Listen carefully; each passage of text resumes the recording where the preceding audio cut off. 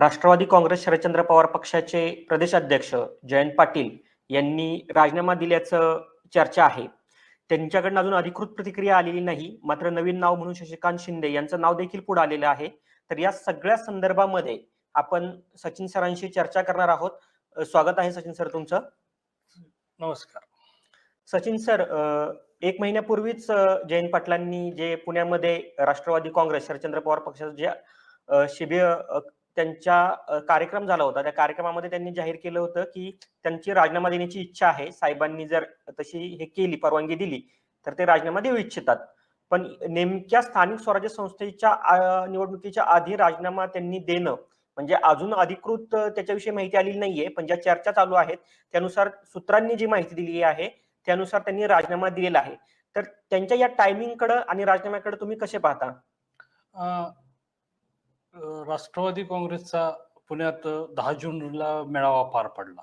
त्यामध्ये अधिकृतरित्या प्रदेशाध्यक्ष म्हणून भाषण करताना जयंत पाटील यांनी राजीनामा देण्याची तयारी दर्शवली होती. आणि विशेष म्हणजे मी स्वेच्छेनेच राजीनामा देतोय, माझ्यावर कुठलाही दबाव किंवा प्रेशर नाही असंही त्यांनी स्पष्ट केलं होतं. त्याच वेळी नव्या नेत्याला संधी देण्याच्या दृष्टिकोनातूनच मी माझा राजीनामा देत असल्याचे सांगितले होते. त्यामुळे कुठेतरी त्यावेळेस पासूनच चर्चा रंगली होती. मात्र त्या मेळाव्यातच काही नेते मंडळींनी भावनिकदृष्ट्या दबाव आणला आणि त्यांना थोडंसं राजीनामा मागे घेण्याची विनंती केली किंवा राजीनामा देऊ नका असंही काही जणांचं मत होतं. त्यानंतर मात्र पक्षाचे राष्ट्रीय अध्यक्ष शरद पवार यांनीही सांगितलं की आपल्याला नक्कीच बदल करायचा आहे. मात्र थोडंसं स्थानिक स्वराज्य संस्थेच्या निवडणुका झाल्यानंतर आपण या प्रदेशाध्यक्ष पदात बदल करू असं त्यांनी जाहीर केलं होतं. त्यामुळे त्या वादावर थोडासा पडदा पडला होता आणि प्रदेशाध्यक्षपद कदाचित जयंत पाटील यांच्याकडेच राहील असं वाटत होतं. मात्र आज अचानक परत एकदा या प्रदेशाध्यक्ष पदाच्या ह्याच्यावरून चर्चा सुरू झाली आहे. जयंत पाटील यांनी राजीनामा दिल्याची चर्चा मात्र जोरात सुरू आहे. त्यामुळे नक्की काय चाललंय हे जरी समजत नसले किंवा अधिकृतरित्या कुठलीही घोषणा झालेली नाही, मात्र चर्चा मात्र जोरात आहे. त्यामुळे सगळ्यांचेच या घटना घडामोडीकडे लक्ष लागलं आहे. जयंत पाटील यांना मानणारा मोठा वर्ग आहे. त्यांनी जेव्हा पक्षामध्ये फूट पडली राष्ट्रवादी काँग्रेसमध्ये तेव्हा ते राष्ट्रवादी काँग्रेस शरदचंद्र पवार या नवीन पक्षाचे ते प्रदेशाध्यक्ष झाले. लोकसभेला त्यांना चांगलं यश मिळालं, विधानसभेला ते पाठीमागे थोडेसे गेले. पण त्यांच्या नेतृत्वावरती फारशी शंका उपस्थित केली गेली नव्हती. रोहित पवार यांचा काही थोडासा आवाज त्यांच्या विरोधामध्ये आपण गट नाही म्हणू शकत पण त्यांचे समर्थक यांचा आवाज जयंत पाटलांच्या विरोधामध्ये काहीसा होता. त्यांच्याकडनं हळूहळू ती मागणी येत होती की नवीन कुणाला तरी संधी मिळाली पाहिजे. तर पक्षीय राजकारणामध्ये त्याच्यामध्ये अंतर्गत पक्षीय राजकारणामध्ये जयंत पाटलांची ही पिछेहाट झाली.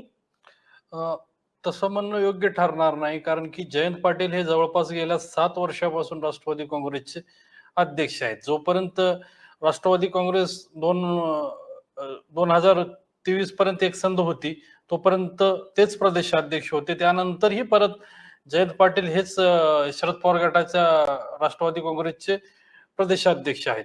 त्यामुळे त्यांची पिछेहाट वगैरे काही म्हणता येणार नाही आपल्याला. त्यांनी स्वखुशीने आणि स्वइच्छेने राजीनामा दिलेला आहे. त्यामुळे त्यांच्यावर दबाव किंवा बाकीच्या गोष्टी किंवा कुठल्या गटाची कुरघोडी असण्याची शक्यता मला तरी वाटत नाही. यामधून त्यांनी स्वइच्छेने राजीनामा देतो अशी तयारी 2-3दा दर्शवली आहे. मात्र पक्षाचाच त्यांच्यावरचा असलेला विश्वास किंवा पक्षानेच टाकलेली जबाबदारी त्यांनी खूप मेहनतीने पूर्ण केली आहे.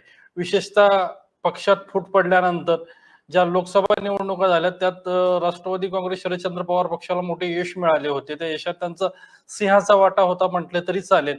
मात्र त्यानंतर झालेल्या म्हणजे गेल्या 6 महिन्यापूर्वी झालेल्या विधानसभा निवडणुकीत मात्र राष्ट्रवादी काँग्रेस शरदचंद्र पवार पक्षाला थोडा फटका बसला. विशेषतः महाविकास आघाडीलाच फटका या निवडणुकीत बसला. त्यामुळे मोठी पिछेहाट पक्षाची झाली होती. त्यानंतरही प्रदेशाध्यक्ष पदाचा राजीनामा देण्याची तयारी जयंत पाटील यांनी दर्शवली होती. मात्र पक्षानेच त्यांच्यावरती ती जबाबदारी परत एकदा दिली होती आणि त्यांना वारंवार थोडंसं प्रमोटही केलं होतं. मात्र त्यांच्यावर दबाव होता असं मला कुठेही वाटत नाही. तुम्ही त्यांच्यावरती दबाव नव्हता असं म्हणताय. त्यांनी अचानक राजीनामा दिलेला आहे. त्यांच्या म्हणजे जेव्हापासून विधानसभेचा निकाल लागलाय जयंत पाटील हे विजयी झाले असले तरी ते ज्या अपेक्षेने, ज्या मोठ्या मताधिक्याने ते विजयी होणं अपेक्षित होते तसं झालेलं नाहीये. त्यामुळे कुठेतरी मतदारसंघामध्ये पण त्यांची पकड ढिली होतीये का? आणि विशेष म्हणजे भाजप प्रवेशाच्या चर्चा सातत्यानं त्यांच्याविषयी चालू आहेत. त्यांनी अनेकदा समोर येऊन सांगितलेलं आहे, की मी जाणार असेल तर काय असं तुम्हाला हे करून नाही जाणार, पण मी कुठेही जाण्याची माझी हे नाही. ज्या पक्षामध्ये आहे त्या पक्षामध्ये मी काम करतोय. मग हे भाजपच्या दिशेने जाण्यासाठी टाकलेलं पहिलं पाऊल आहे का? असं समजायचं का? अ, तसं समजता येणार नाही, कारण की त्यांनी भाजप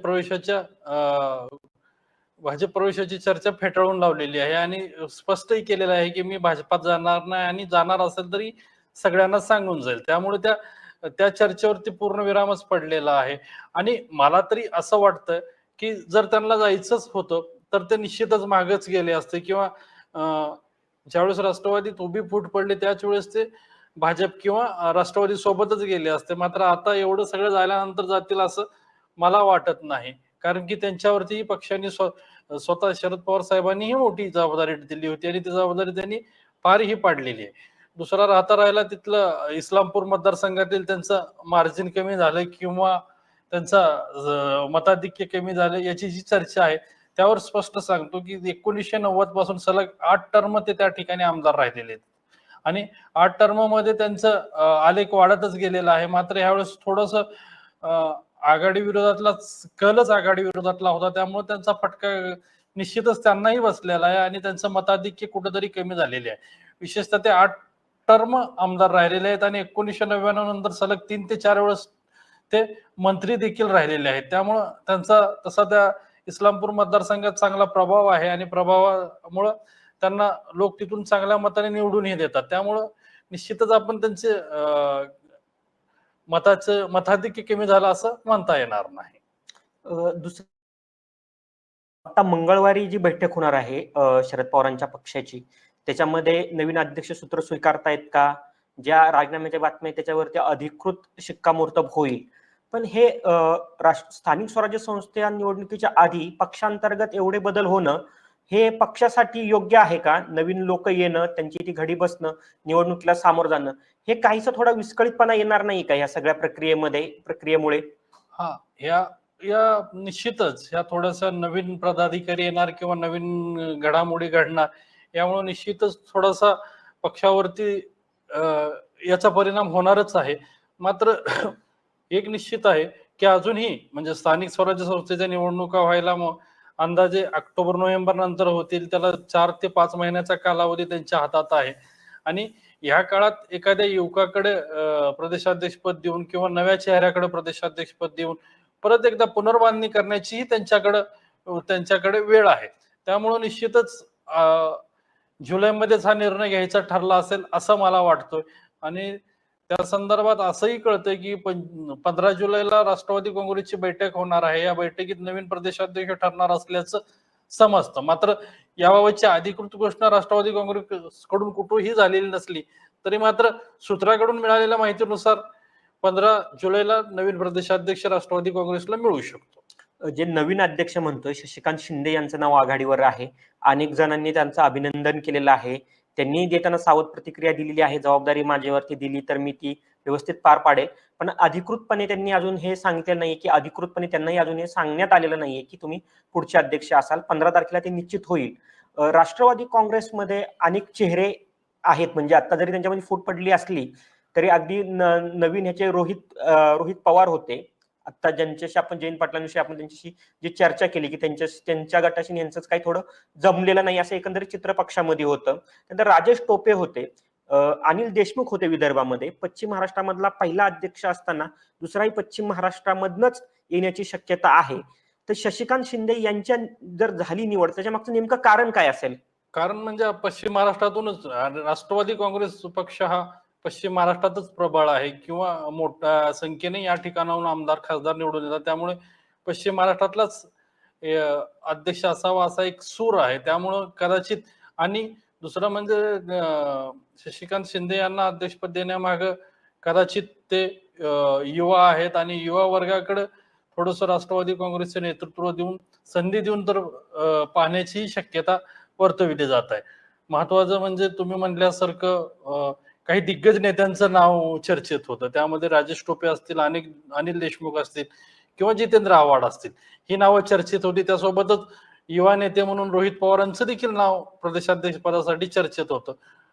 हे सगळी नावं चर्चेत होती. त्यात शशिकांत शिंदे यांच्या नावावर एकमत झालं असल्याची चर्चा मात्र सध्या जोरात सुरू आहे. त्यामुळं मंगळवारी म्हणजे 15 जुलैला होणाऱ्या बैठकीत त्यांच्या नावाची अधिकृत घोषणा होती का ऐनवेळी दुसरं नाव पुढे येतं, या मात्र या याबाबत मात्र अजून सस्पेन्स मात्र कायमच आहे. शशिकांत शिंदे म्हणजे असं व्यक्तिमत्व आहे, आपण असं म्हणू शकतो सर, की ऐनवेळी त्यांच्यावरती कुठलीही जबाबदारी टाकली तरी ते पार पडतात. म्हणजे सातारला ज्यावेळेस कोण लढणार उदयनराजेंच्या विरोधात, पृथ्वीराज चव्हाणांची चर्चा होती, राष्ट्रवादी काँग्रेसमधल्या वेगळ्या नेत्यांची चर्चा होती, पण ऐनवेळी त्यांच्यावरती जबाबदारी टाकली आणि त्यांनी ती चांगल्या प्रकारे पार पडली. त्यांना विजय मिळवता आला नाही आला, पण निसटता पराभव त्यांचा झाला. विधानसभेला पराभव झाला, पण ते विधान परिषदेचे ते आमदार आहेत आणि मुख्य प्रदोद आहेत पक्षाचे. आणि नवी मुंबईमध्ये जो मार्केट आहे त्याच्यामध्ये पण त्यांचं वर्चस्व आहे. सातारा जिल्ह्यामध्ये त्यांची चांगली पकड आहे. तर ती पक्षाच्या दृष्टीने चांगली ठरेल. पण एकच चेहरा त्या मानाने जर पश्चिम महाराष्ट्रातला आपण पाहिला तर अग्रेसिव्ह चेहरा म्हणून आपण अनिल देशमुखांकडे पाहू शकलो असतो का? विदर्भामध्ये पक्षाला वाढीला संधी होती आणि अनिल देशमुख ज्या प्रकारे अग्रेसिव्ह होत आहेत आता भाजपच्या विरोधात, फडणवीसांना अंगावरती घेत आहेत, भाजपवरती टीका करत आहेत, ते पराभूत झाले असले तरी आक्रमक नेता म्हणून त्यांच्याकडे पाहायला हवं होतं. तर अनिल देशमुख हा चांगला पर्याय ठरू शकला असता का? जर आपण शशिकांत शिंदे आणि अनिल देशमुख यांची तुलना केली तर थोडस शशिकांत शिंदे हेच अग्रेसिव्ह ठरतील असं मला वाटतं. कारण की अनिल देशमुखावरती गृहमंत्री असताना झालेले आरोप आणि त्यानंतर त्यांच्यावरती झालेल्या गुन्हे दाखल वगैरे ह्या सगळ्या गोष्टी बघता थोडीशी त्यांची प्रतिमा थोडीशी डागाळलेली दिसत आहे. त्या तुलनेत शशिकांत शिंदे हे नवा चेहरा आहे, युवक आहेत आणि दुसरं वेळोवेळी ते पक्षासाठी उभे राहिले आहेत. विशेषतः ज्या ठिकाणी कुणी नाही त्या ठिकाणी ते पक्षाच्या मदतीला धावून आले आहेत. त्यामुळे त्यांची प्रतिमा पक्षातच निश्चितच चांगली आहे. त्यामुळेच शशिकांत शिंदे यांना पक्षाकडून संधी देण्याचे ठरले दिसत आहे. कारण की हे करीत असताना जितेंद्र आव्हाड, राजेश टोपे यांचे सुद्धा नाव मागं पडलेलं आहे. त्यामुळं कुठेतरी त्यांच्याविषयी पक्षात शशिकांत शिंदे विषयी पक्षात सहानुभूती दिसत आहे. नवीन याचा विचार करता नवीन आता जे खासदार म्हणून जे नवीन निवडून आलेले आहेत, म्हणजे ज्या आता संघटनात्मक बदल होतील पक्षामध्ये, जी 15 तारखेला जी बैठक होणार आहे त्याच्यामध्ये निलेश लंके असतील, भगरे गुरुजी असतील, नाशिकचे त्यांच्या याचे खासदार. त्यानंतर आपण नवीन चेहरा जर म्हटला तर निलेश लंके म्हणून आक्रमक चेहरा म्हणून पुढे येत होते. ह्या सगळ्या बदलामध्ये रोहित पवारांचा गट किंवा त्यांच्याकडचे लोक खुश असतील, हा नवीन बदल झालेला आहे पक्षांतर्गत, नवीन लोकांना संधी मिळेल म्हणून, जी त्यांची पहिल्यापासून मागणी होती? किंवा ही कुरघोडी आहे का त्या जयंत पाटलांवरती त्यांच्या गटाची? नाही, कुरघोडी म्हणता येणार नाही. तर पक्षात बदल हवा होता आणि जी काही मरगळ आलेली होती किंवा पक्षात थोडस अस्थिरतेचं वातावरण होतं, ते बदल करण्यासाठी किंवा प्रदेशाध्यक्ष म्हणून वेगळी भूमिका घेण्यासाठी, आक्रमक भूमिका घेण्यासाठी एक नवीन चेहरा हवा होता. म्हणून रोहित पवार आणि त्यांच्या बऱ्याचशा नेते मंडळीकडून प्रदेशाध्यक्ष बदलाची मागणी केली जात होती. ही मागणी केली तरी कुठं उघडपणे केली जात नव्हती, पक्षाच्या व्यासपीठावरच केली जात होती. त्यामुळं निश्चितच या मागणीचा विचार केलेला दिसत आहे आणि त्यामुळंच येत्या काळात म्हणजे की 15 जुलै नंतर राष्ट्रवादी काँग्रेसने भाकरी फिरवण्याचा निर्णय घेतलेला दिसत आहे. आता या सगळ्या चर्चा सुरू असताना ठाकरे बंधू एकत्र येण्याच्या चर्चा चालू आहेत. जयंत पाटलांनी इकडे राजीनामा दिला आहे, नवीन अध्यक्ष येतील, दोन्ही राष्ट्रवादी एकत्र येणार का? हा म्हणजे सगळ्यांचा उत्सुकतेचा विषय आहे. आता तरी त्याच्याविषयी कुठली चर्चा चालू नाही. जयंत पाटलांचा राजीनामा येतोय, नवीन पदाधिकारी येत आहेत, नवीन पदाधिकारी नवीन पक्षाकडं जी अजित पवारांच्या नेतृत्वाखाली जी राष्ट्रवादी आहे त्यांच्याकडे कुठल्या दृष्टीने बघतात? कारण की शशिकांत शिंदे हे शरद पवारांचे कट्टर कार्यकर्ते, त्यांचे विश्वासू असले तरी त्यांनी अजित पवारांसोबत पण तितकंच काम केलेलं आहे. त्यांच्याही जवळचे नेते म्हणून ते ओळखले जात होते. तर ह्या पक्ष शशिकांत शिंदे प्रत्यक्षपदी आल्यानंतर त्यांची राष्ट्रवादी काँग्रेस अजित पवारांच्या पक्षाकडे बघण्याची दृष्टिकोन बदलेल, दोन्ही राष्ट्रवादी एकत्र येण्याच्या दृष्टीने काही हालचाली होतील का, त्याविषयी काय वाटतं? याविषयी आताच काही बोलणे उचित ठरणार नाही, कारण की येणारा काळ त्याचं उत्तर निश्चितच देणार आहे. मात्र सध्या तरी राष्ट्रवादी काँग्रेसमध्ये तशा कुठल्याही हालचाली दिसत नाहीत. गेल्या 2-3 महिन्यापूर्वी तशी चर्चा होती की दोन्ही पक्ष एकत्र येतील किंवा एक होतील, अशा चर्चा जोरात होत्या. मात्र त्यानंतर काही झालेलं नाही. आणि दुसरं विशेष म्हणजे 10 जूनला दोन्ही राष्ट्रवादी काँग्रेसचे मेळावे वेगवेगळे पार पडल्यानंतर त्या चर्चेवर थोडासा पडदा किंवा पूर्णविराम जरी म्हणला तरी चालेल, पूर्णविराम देण्यात आलेला आहे. शशिकांत शिंदे यांची प्रतिमा अजित पवार व शरद पवार यांची विश्वासू नेते अशी जरी असली, तरी ते वाटत नाही की ते तशी त्या दृष्टिकोनातून ते काही करतील. कारण की त्या संदर्भातील निर्णय घ्यायला पक्षात वरिष्ठ नेते आहेत. त्यामुळं त्या पद्धतीनंच सर्व काही हालचाली होतील. मात्र दोन्ही राष्ट्रवादी काँग्रेस एकत्र येण्याविषयी त्यांचं मत वेगळंही असू शकतं. मात्र या ठिकाणी दोन्ही दोन्ही पक्षांना स्वतःचे निर्णय स्वतः घेता येतील. त्यामुळं शिंदे यांची भूमिका यात फारशी काही निर्णायक ठरेल असं मला तरी वाटत नाही. मात्र ज्या पद्धतीनं ठाकरे बंधू एकत्र आले, त्या पद्धतीने राष्ट्रवादी काँग्रेसचे दोन्ही गट एकत्र येतील असं तरी सध्या चित्र कुठेही दिसत नाही. या सगळ्या चर्चांमध्ये जयंत पाटलांनी राजीनामा दिलेला आहे, ते पक्षीय जबाबदारीमधनं थोडेसे बाजूला होत आहेत. त्यांच्यावर नवीन जबाबदारी कुठली देत आहेत हे अजून समोर आलेलं नाहीये. त्यांचं भवितव्य काय असतील? कारण भाजपमध्ये ते जायचं नाही म्हणतायत. निवडणुका, स्थानिक स्वराज्य संस्थांच्या निवडणुका आता येत आहेत. त्याच्यामध्ये जर पक्षाची पिछेहाट झाली, पक्षाला यश मिळालं तर ते नवीन जे अध्यक्ष आहेत त्यांचं यश, प्रदेशाध्यक्ष आहेत त्यांचं यश असेल. पिछेहाट झाली तरी त्याची खापर त्याच्यावरतीच फुटेल. पण एकंदरीत पक्षाची वाटचालीमध्ये जयंत पाटील यांचं आता भवितव्य काय असणार आहे?